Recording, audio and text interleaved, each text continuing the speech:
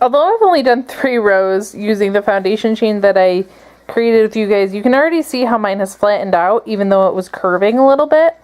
But now I'm going to show you how to finish this end of your project, your scarf or your blanket, and how to weave in your ends so that you don't just have these random things sticking out.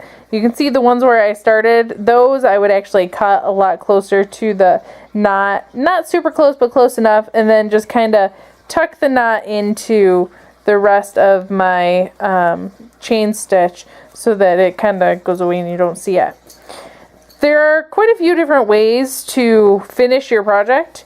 Using a simple knot is one way. I like to kind of backtrack a hole or two, so I'm going to use this hole right here, loop through, grab some string, then I'm going to grab one piece of yarn, just one, you pick, doesn't matter. They always say don't cut the red wire, so we're going to use the blue stitch. Pull it through. Then I'm going to ask my husband, who's sitting just off camera from me, if he will hand me his knife. Scissors work a lot easier too, but his knife is the closest thing that I have right now, so he's going to hand me that. Luckily enough, he's scared I'm going to cut myself, so this has a seatbelt cutter. So what I'm going to do is I'm going to use my red string right here, and I am going to cut the red string, although they tell you never to cut the red wire. We're going to cut this red string, leaving enough so that I can weave in my ends. I can cut more later if I need to. So I left myself a few inches, probably more than I needed, but just to be safe. Then up with this blue loop that I have, I got to figure out which side is going to be the side that is connected to the rest of my yarn. You can figure that out just by pulling whichever side pulls. I'm also going to leave myself a few inches on that side, or an inch, give or take, enough to make a knot. And I'm going to use the seatbelt cutter once again. Like I said, scissors work a lot easier. This is just what I have on hand.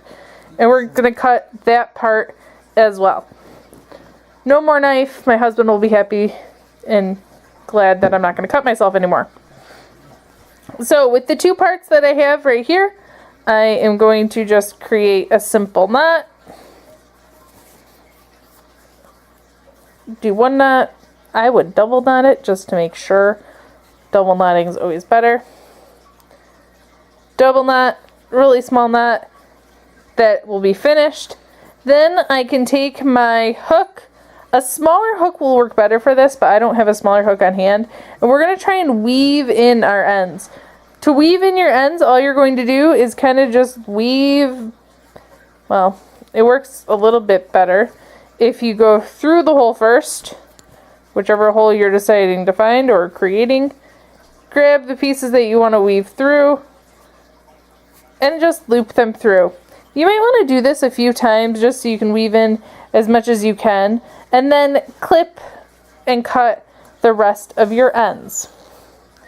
When you're done with this, you will be done with your project. So you can have something like this that's a scarf. Obviously, this is maybe a scarf for a doll, a very, very tiny doll, or a big Barbie shawl. But I would make it a lot wider, a lot longer.